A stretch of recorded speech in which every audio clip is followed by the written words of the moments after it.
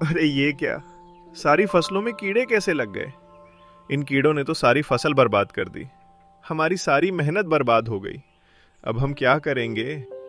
हे ऊपर वाले, ये तूने क्या किया? इन फसलों के साथ हमारा सब कुछ बर्बाद हो गया। अब हमारे खेत हमारे हाथों से चले जाएंगे। अब हमारे पास कुछ नहीं बचा, सब खत्म हो गया। पालमपुर गांव में एक गरीब किसान श्यामू रहता था। श्यामू बहुत मेहनती था, लेकिन लोग उसके सीधेपन का फायदा उठाते थे। श्यामू को नहीं पता था कि उसके सीधेपन के कारण एक दिन उसकी हरी भरी फसलें रातों रात बर्बाद हो जाएंगी। आखिर श्यामू की फसलों को रातों रात कौन बर्बाद कर रहा था, ये जानने के लिए उसकी चतुर बेटी मीनाक्षी आगे आती है। ये गांव मेरे काम के लिए बिल्कुल सही है। यहाँ मैं अपना कारोबार अच्छे से आगे बढ़ा सकता हूँ। क्यों रे कालू, मैं ठीक कह रहा हूँ ना? हाँ मालिक, आप बिल्कुल ठीक कह रहे हो। यहाँ दूर दूर तक कितने बड़े बड़े खेत हैं। यहाँ के लोगों से सौदा करना अच्छा होगा। अपने नौकर कालू की बात सुनकर मोहन जमींदार अब खेतों में जाता है। सुनो सब, मैं जमींदार मोहन हूँ, शहर से आया हूँ। मैं तुम सब किसानों को खेती के लिए पैसे दूंगा। तुम सब उन पैसों से अपने अपने खेतों में फसल बोना। अगर फसल अच्छी हुई तो मुनाफा सबका होगा, और अगर फसल खराब निकली तो तुम सबका खेत मेरा होगा। अगर तुम सब ने मेरा साथ दिया तो तुम सब भी मेरी तरह एक बड़े जमींदार बन जाओगे। हाँ। जमींदार मोहन की बात सुनकर सब एक दूसरे का चेहरा देखने लगते हैं और सोच में पड़ जाते हैं। तुम सब अच्छे से सोच विचार कर लो, तब तक मैं जरा खेतों का मुआयना कर लेता हूँ। इतना कहकर जमींदार मोहन आगे चला जाता है। तभी एक किसान हरि अपने सहयोगी किसान नीरज से कहता है, अरे नीरज, तू क्या सोच रहा है? चल, हम जमींदार जी की बात मान लेते हैं। हमारी फसलें तो हमेशा अच्छी निकलती हैं, इस बार भी अच्छी निकलेगी और हमें ज्यादा मुनाफा होगा। बोल, क्या कहता है? हाँ, तू कह तो बिल्कुल ठीक रहा है। आखिर हम कब तक इस गरीबी में जिंदगी गुजारेंगे? हमें भी बड़े जमींदारों की तरह अमीर बनना है। हरि और नीरज ये सोचकर अब जमींदार मोहन के पास जाते हैं। जमींदार जी, मैं और नीरज आपकी बात समझ गए हैं। हम आपके साथ काम करना चाहते हैं।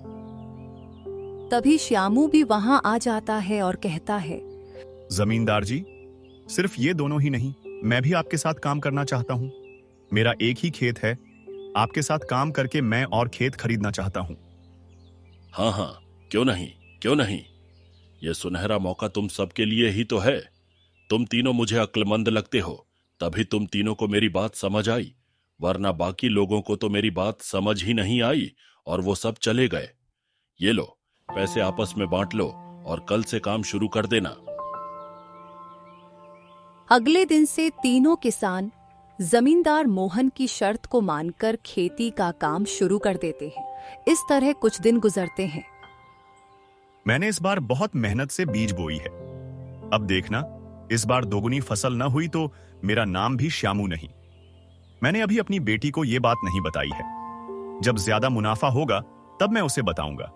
वो बहुत खुश होगी। हाँ, मेरा भी काम हो गया है। नीरज, तेरा काम हुआ या नहीं? तू तो आराम से पेड़ के नीचे बैठा है।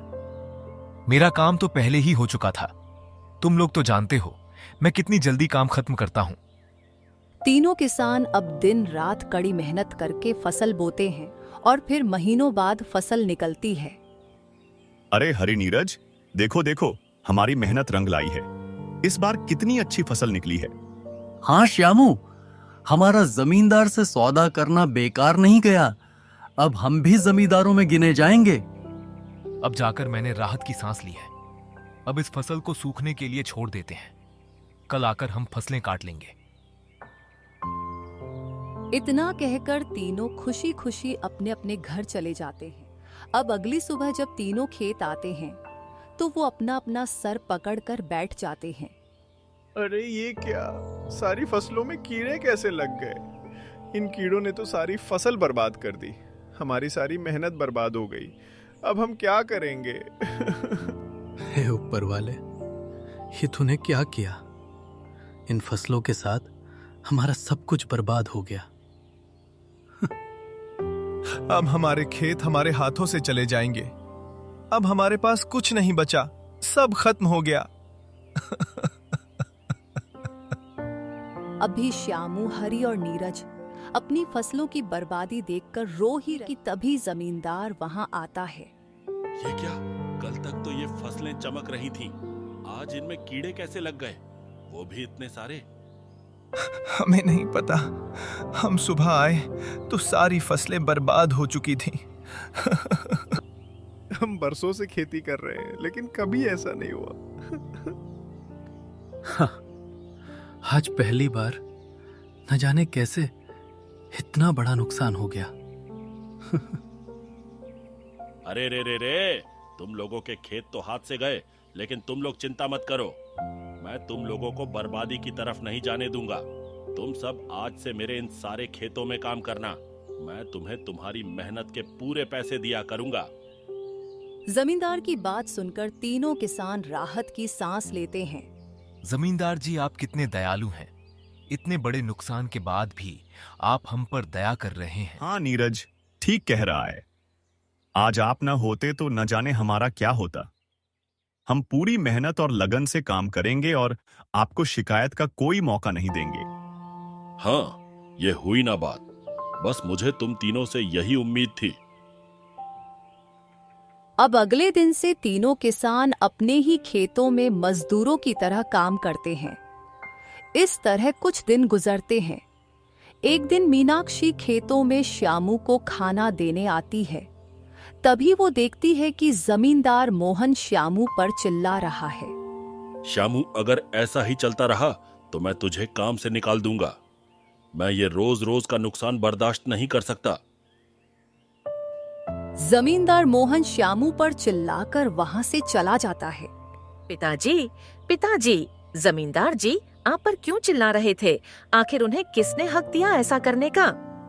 मीनाक्षी की बातों का श्यामू के पास कोई जवाब नहीं होता। तभी हरि मीनाक्षी से कहता है, हम सब जमींदार जी के खेत में काम कर रहे हैं तो उनकी डांट तो सुननी पड़ेगी ना। हम उनके नौकर हैं। नौकर? नौकर? ये खेत तो मेरे पिताजी का है, जमींदार जी का नहीं। पिताजी आप बताइए ना कि ये खेत हमारा है। मीनाक्षी के इस तरह कहने पर हरि उसे सारी बात बताता है। ये आपने क्या किया पिताजी? आपने इतनी बड़ी बात मुझसे छुपाई। आपने हमारा खेत क्यों उस जमींदार के हवाले कर दिया? मेरी मति मारी गई थी जो मैंने जमींदार की शर्त मानी। आखिरकार मैं नाकाम हो गया और अपना सब कुछ हार बैठा। अब मेरे पास बस ये एक काम है, अगर ये भी हाथ से गया तो हमें भूखा मरना पड़ेगा। बेटी तू घर जा और आज के बाद खेतों में मत आना। अपने पिता की बात सुनकर मीनाक्षी अब घर लौट जाती है और बहुत सोचती है, लेकिन उसे इस समस्या का कोई समाधान नहीं मिलता। इस तरह कुछ दिन गुजरते हैं। एक दिन रोते हुए घर लौटता है। पिताजी क्या हुआ? आप रो क्यों रहे हैं? और आपका ये हाल कैसे हुआ? आपके कपड़े कैसे फटे? ये सब किसने किया? ये सब जमींदार ने किया है। आज खेत में एक बकरी घुस आई थी और थोड़ी सी फसल खराब हो गई तो जमींदार ने मुझे बहुत मारा और काम से निकाल दिया। उस जमींदार की हिम्मत कैसे हुई मेरे पिताजी पर हाथ उठाने की? हम गरीब हैं तो क्या वो कुछ भी करेगा? मैं अब और बर्दाश्त नहीं करूंगी। इतना कहकर मीनाक्षी जमींदार मोहन के पास जाती है। जमींदार, तुम्हारी हिम्मत कैसे हुई मेरे पिताजी पर हाथ उठाने की? तुम में क्या थोड़ी भी इंसानियत नहीं है? इतनी छोटी सी गलती पर कोई इतनी बेरहमी से मारता है क्या? अरे तू मालिक से किस तरह बात कर रही है? तुझे पता नहीं है क्या ये गांव के कितने बड़े जमींदार हैं? रहने दे कालू, बोलने दे इसे। मैं भी देखूं एक किसान की मामूली सी बेटी में कितना गुस्सा और साहस भरा है। तुमने मेरे पिताजी पर हाथ उठाकर अच्छा नहीं किया। तुम्हें इसका हिसाब देना होगा। तू एक मामूली सी लड़की मेरा क्या बिगाड़ लेगी? अभी तो मैंने तेरे पिता को बस थोड़ा सा मारा है और अगर दोबारा वो मुझे दिख गया तो उसकी जान ले लूंगा। हाँ चल अब जा, यहाँ से मेरा दिमाग मत खराब कर, वरना तेरे साथ भी कुछ अच्छा नहीं होगा। अरे कालू, इस लड़की को बाहर निकाल फेंक। अभी तो मैं जा रही हूँ, लेकिन ये मत समझना कि मैं डर गई। मैं तुम्हारे जैसे लोगों से डरने वाली नहीं हूँ। मीनाक्षी इतना कहकर आंखों में आंसू लिए घर वापस आ जाती है। क्या हुआ बेटी, तेरी आंखों में आंसू क्यों है? जमींदार जी ने तुझे कुछ कहा है क्या? बेटी, तू चुप क्यों है? कुछ तो बोल। मीनाक्षी अब सारी बात अपने पिता को बताती है। बेटी, ये बड़े लोग हमें एक कीड़े के सिवा कुछ नहीं समझते। इनके सामने डटकर खड़े होना मतलब दुश्मनी मोल लेना है। मैं उस जमींदार मोहन को छोड़ूंगी नहीं। मैं उसकी शिकायत पंचायत में करूंगी। मुझे यकीन है सरपंच जी हमारी मदद जरूर करेंगे। नहीं बेटी, हम गरीब लोग हैं। हम इन बड़े लोगों से बैर लेने का सोच भी नहीं सकते। बेटी, मैं नहीं चाहता कि अब हमारे ऊपर किसी भी तरह की कोई मुसीबत आए। पिताजी, तो क्या हम चुपचाप अत्याचार सहते रहे? हमारे जीवन में क्या अत्याचार सहना ही लिखा है? नहीं बेटी, ऊपर वाला एक दिन सब ठीक कर देगा। वो बुराई को हमेशा के लिए नहीं रहने देता। बुराई का अंत तो जरूर होता है। अब कुछ दिन गुजरते जाता है और श्यामू की चोट अभी तक ठीक नहीं होती। घर में राशन खत्म हो गया है। अब हमारे हालात भी ऐसे नहीं हैं कि बिना काम करे एक समय का खाना भी खा सके। और ऊपर से ये मेरी चोट भी अब तक ठीक नहीं हुई है। पिताजी, मैं सोच रही हूँ जब तक आपकी चोट ठीक नहीं हो जाती तब तक मैं जंगल से लकड़ियाँ चुनने का काम करूँगी, जिससे कुछ पैसे आ सकेंगे। लेकिन बेटी, मेरे होते हुए तू काम करे मुझे अच्छा नहीं लगेगा। पिताजी, आप ये सब मत सोचो। मैं अब बड़ी हो गई हूँ, अपनी जिम्मेदारियाँ खूब समझती हूँ। अच्छा, अब मैं जंगल जा रही हूँ। आप अपना ख्याल रखना। इतना कहकर मीनाक्षी लकड़ियां चुनने जंगल चली जाती है। यहाँ ज्यादा लकड़ियाँ तो नहीं है, लेकिन इतनी है कि इन्हें बेचकर खाना तो आ ही सकता है। मीनाक्षी अब उन लकड़ियों को बेचकर उन पैसों से खाना लेकर घर जाती है। पिताजी देखिए, मैं खाना ले आई हूँ। चलिए अब उठकर खाना खा लीजिए। कितने दिनों से आपने कुछ नहीं खाया है। मेरी बेटी, मेरे होते हुए तू काम कर रही है, मुझे अच्छा नहीं लग रहा है। लेकिन मुझे तुझ पर गर्व भी है कि तूने मेरा बेटा बनकर दिखा दिया। जीती रह बेटी, जीती रह। हाँ पिताजी, मैं आपका बेटा ही हूँ और मैं सब संभाल लूंगी। अब चलिए खाना खाते हैं। अब दोनों बाप बेटी खाना खाकर सो जाते हैं। अगली सुबह। बेटी, मैं कब से खाना ढूंढ रहा हूं, लेकिन मिल नहीं रहा। क्या खाना रात को ही खत्म हो गया था? मुझे माफ कर दीजिए पिताजी, मैं एक समय का खाना ही ला पाई थी, क्योंकि जंगल में बहुत कम लकड़ियां मिली थीं। उन्हें बेचकर थोड़े से पैसों में बस एक समय का ही खाना मिल पाया था। कोई बात नहीं बेटी, तू इतनी मेहनत कर रही है, उसमें एक समय का खाना आ जाता है, ये कम नहीं है। ऊपर वाला तुझे हिम्मत और ताकत दे ताकि तू इस मुश्किल घड़ी से लड़ सके। बेटी, तू बेफिक्र होकर जा, हम शाम में खाना खा लेंगे। ठीक है पिताजी, आप अपना ख्याल रखना। मैं जल्दी आने की कोशिश करूंगी। इतना कहकर मीनाक्षी जंगल चली जाती है। आज तो कल से ज्यादा लकड़ियां पड़ी हुई हैं। चलो जल्दी जल्दी इन्हें चुन लेती हूँ, फिर इन्हें बेचकर आज ज्यादा खाना घर लेकर जाऊंगी। फिर पिताजी को एक समय भूखा नहीं रहना पड़ेगा। अब मीनाक्षी जल्दी जल्दी लकड़ियां चुनकर उन्हें बेच देती है और ज्यादा खाना लेकर घर जा रही होती है कि तभी रास्ते में उसे एक बूढ़ी औरत मिलती है। बेटी बेटी सुनो बेटी, मैं 2 दिन से भूखी हूँ। अगर तुम मुझे थोड़ा सा खाना दे दो तो तुम्हारी बड़ी कृपा होगी। मेरा शरीर कमजोरी महसूस कर रहा है। अगर खाना खा लूंगी तो मेरे शरीर को ताकत मिलेगी। उस बूढ़ी औरत की बात सुनकर मीनाक्षी अब खाने को देखती है और फिर उस बूढ़ी औरत को। क्या हुआ बेटी, तुम किस सोच में पड़ गई हो? नहीं नहीं, कुछ नहीं। लो अम्मा, आप ये आधा खाना ले लो और पेट भर कर खाओ। ऊपर वाला तुझे सदा सुखी रखे। तू एक दयालु लड़की है। ऊपर वाला तेरी हर परेशानी को दूर करे और तेरे जीवन में खुशियां भर दे। उस बूढ़ी औरत को खाना खिलाकर मीनाक्षी अब घर वापस लौट जाती है। बेटी, तू खाना नहीं खाएगी क्या? तेरी थाली कहाँ है? क्या आज कम खाना लाई है? नहीं नहीं पिताजी, मुझे अभी भूख नहीं है, आप खा लो। मैं थोड़ी देर में खा लूंगी, मेरा खाना रखा हुआ है। मीनाक्षी के इस तरह कहने पर श्यामू खाना खाने लगता है। अब पिताजी को क्या बताऊं कि मुझे कितनी भूख लगी है। मैंने अपने हिस्से का खाना उस बूढ़ी अम्मा को दे दिया था। अगर मैं पिताजी को सच बताऊंगी तो वो आधा पेट ही खाना खाएंगे और मैं ये नहीं चाहती। आज मैं पानी से पेट भर लेती हूँ। ऊपर वाले ने चाहा तो कल कुछ खाने को मिल जाएगा। इतना सोचकर मीनाक्षी पानी पीकर अपना पेट भरती है और सो जाती है। इस तरह कुछ दिन बीतते हैं। एक दिन मीनाक्षी लकड़ियां चुनने जंगल जा रही थी।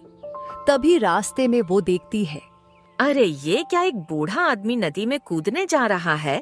अरे ये तो पड़ोस वाले कैलाश काका हैं, लेकिन ये नदी में क्यों कूदने जा रहे हैं? मुझे इन्हें रोकना होगा। मीनाक्षी ये सोचकर उनके पास जाती है। काका रुक जाओ, आप ये क्या करने जा रहे हो? मुझे मत रोक बेटी, मुझे अब नहीं जीना है। अब मेरा जीना किसी काम का नहीं है। मैं अगर अब जीवित रहा तो इस धरती पर बोझ बनकर रह जाऊंगा। ऐसे जिंदगी से हार नहीं मानते काका। बुरा समय सबका आता है, लेकिन मर जाना इस समस्या का समाधान नहीं है। नहीं बेटी, मुझे जाने दे, छोड़ मुझे। इतना कहकर वो बूढ़ा आदमी नदी में कूदने लगा। तभी मीनाक्षी फौरन उसे अपनी तरफ खींच लेती है। काका, आखिर आप आत्महत्या क्यों करना चाहते हो? ऐसी कौन सी मजबूरी आ गई? मैंने अपना खेत गंवा दिया है। ज्यादा की लालच में जो था वो भी खो दिया है। अब मुझे नहीं जीना है। आपका खेत किसने छीना? जमींदार मोहन ने मुझे ज्यादा मुनाफा कमाने का लालच देकर मुझसे फसल बोने को कहा और मैंने भी हाँ कर दी। जब फसल निकली तो अच्छी थी, फिर अगले दिन उसमें कीड़े लग गए और सब कुछ बर्बाद हो गया। अच्छा, तो आपकी फसलों के साथ भी वही हुआ जो बाकी लोगों की फसलों के साथ हुआ है। लेकिन ऐसा सबके साथ कैसे हो सकता है? मुझे समझ नहीं आ रहा है कि अब मैं क्या करूं। मैं कर्ज में डूब चुका हूं। अब मेरे पास दूसरा कोई काम भी नहीं है, इसीलिए मैं मरने जा रहा था। काका, आप अपनी जान मत दो। जान देने से कुछ ठीक नहीं होगा। अगर ठीक करना है तो जिंदा रहना पड़ेगा। मैं सच का पता लगा कर रहूंगी। आप चिंता मत करो, सबका खेत सबको वापस जरूर मिलेगा। अब आप अपने घर जाओ और दोबारा मरने के बारे में सोचना भी मत। ठीक है बेटी, श्यामू बहुत भाग्यशाली है जो उसे तेरी जैसी समझदार बेटी मिली है। ऊपर वाला तुझे सदा सुखी रखे। इतना कहकर कैलाश अपने घर लौट जाता है। एक ही घटना आखिर सबके साथ कैसे हो सकती है? या तो ये किसी की चाल है या फिर गांव में कोई श्राप छाया हुआ है। अब मीनाक्षी सच का पता लगाने की कोशिश करती है। कुछ दिनों बाद, इतने दिनों से मैं सच का पता लगाने की कोशिश कर रही हूँ, लेकिन अब तक मुझे सच का पता नहीं चल पाया है। क्या करूँ, कुछ समझ नहीं आ रहा है। अभी मीनाक्षी खुद से ये कह ही रही थी कि तभी उसे जमींदार की और उसके नौकर कालू की आवाज सुनाई देती है। अरे ये किसकी आवाज है? ये तो जमींदार मोहन और उसके नौकर की आवाज लग रही है। पास जाकर देखती हूँ कि ये दोनों इस जंगल में क्या कर रहे हैं, वो भी इतनी सुबह सुबह। मीनाक्षी जब थोड़ा करीब जाकर देखती है तो दोनों आपस में बातें कर रहे होते हैं। देख कालू, मैं कितना होशियार हूँ। मैं अपनी चालाकी से किस तरह इतने खेतों का मालिक बन गया हूँ। इसी तरह धीरे धीरे करके मैं पूरे गांव का खेत हड़प लूंगा और किसी को मुझ पर शक भी नहीं होगा। हा हा हा हा हा। हाँ मालिक, आप कैसे लोगों को ज्यादा मुनाफे का झांसा देते हैं और मूर्ख उसमें फंसकर अपना ही नुकसान कर बैठते हैं। उन्हें क्या पता कि आप उनकी मेहनत से उगाई हुई फसलों में खुद कीड़ों से भरी थैली डालते हैं, जो रातों रात सारी फसल बर्बाद कर देते हैं। हाँ, चल अब जल्दी जल्दी कीड़े भरना शुरू कर। आज एक और मुर्गा हाथ आया है, उसका खेत भी मुझे हड़पना है। उसका खेत बहुत बड़ा है, उसकी उगाई हुई फसलों में ये कीड़े डाल दूंगा, फिर उसका खेत मेरा। इस तरह मैं दुनिया का सबसे बड़ा जमींदार बन जाऊंगा। हा हा हा हा हा हा। ठीक है मालिक, लेकिन मालिक अब आप इतने खेतों के मालिक बन गए हो तो मेरी पगार भी कुछ बढ़ा दो। हाँ हाँ, बढ़ा दूंगा। तू चिंता क्यों करता है? मैंने हमेशा तेरा ख्याल रखा है, तो आगे भी रखूंगा ना। चल अब कीड़े इकट्ठा कर। ये सब सुनते ही मीनाक्षी के पैरों तले जमीन निकल जाती है। अच्छा, तो ये सब इन दोनों की चाल थी। पहले लोगों को लालच देकर अपने जाल में फंसाओ, फिर उनका काम खराब करके उनका खेत हड़प लो। मुझे यकीन नहीं हो रहा है कि कोई इतना नीचे भी गिर सकता है। अब मीनाक्षी सब कुछ जान चुकी थी, लेकिन वो कुछ कहे बिना वहां से चली जाती है। कुछ दिनों बाद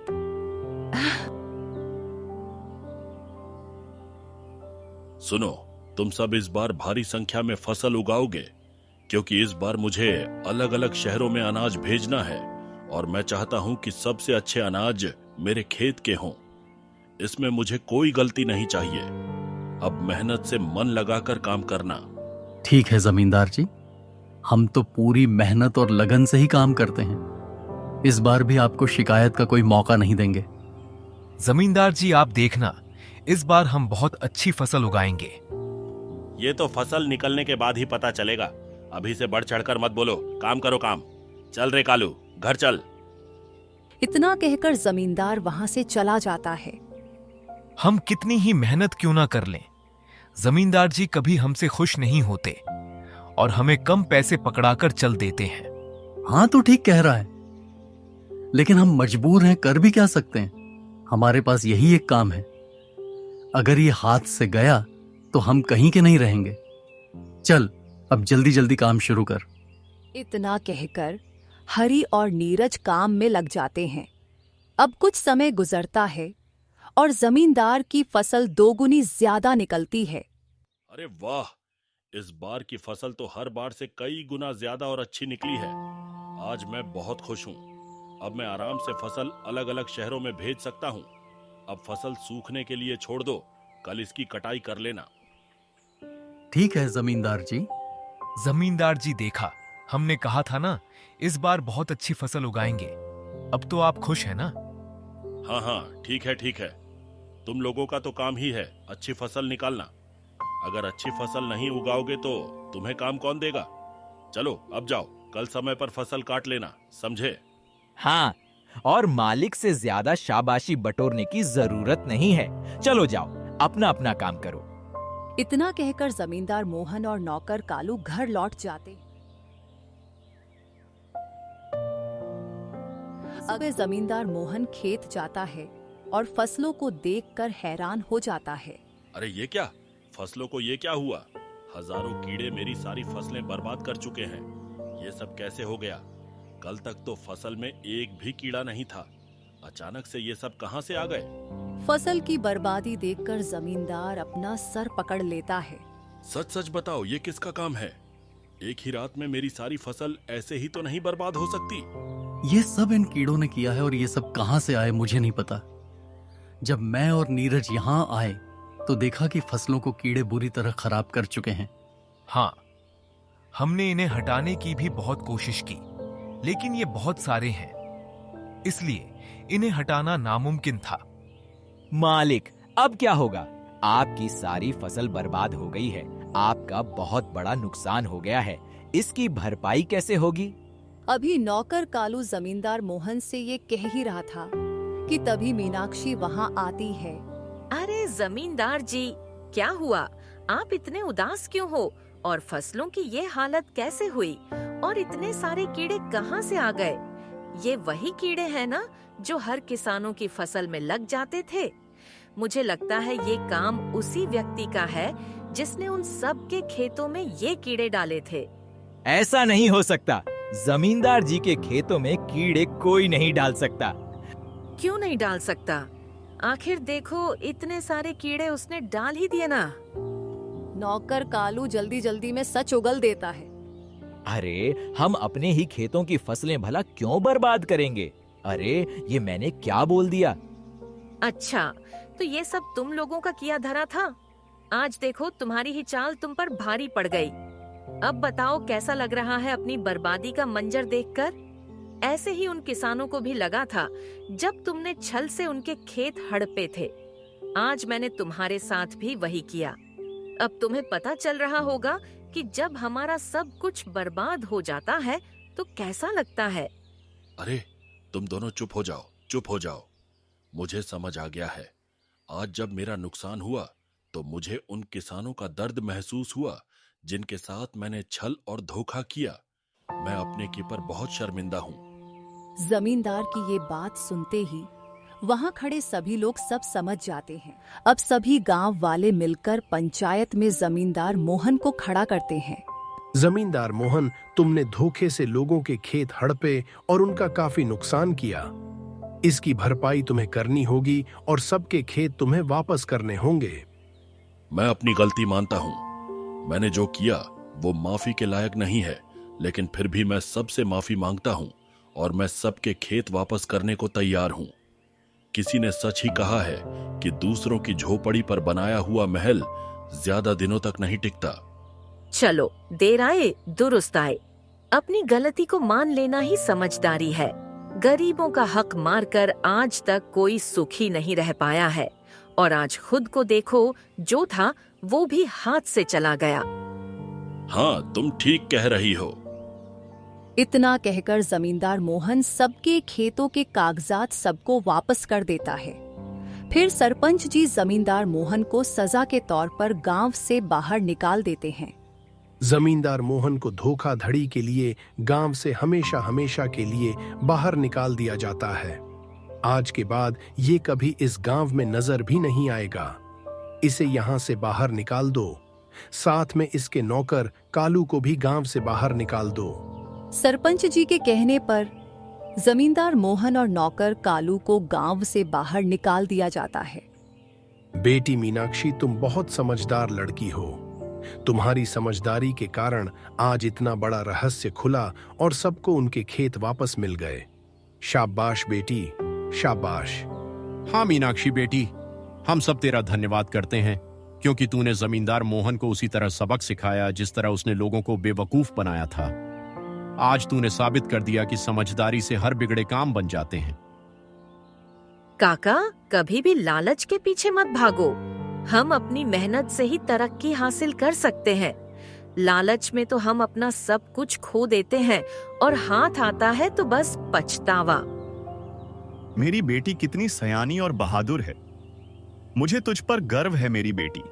ऊपर वाला तुझे हमेशा सुखी रखे। मीनाक्षी की चतुराई के कारण श्यामू और गांव में सबके खेत उन्हें वापस मिल जाते हैं और फिर सभी लोग खुशी खुशी अपने खेतों में काम करने लगते हैं।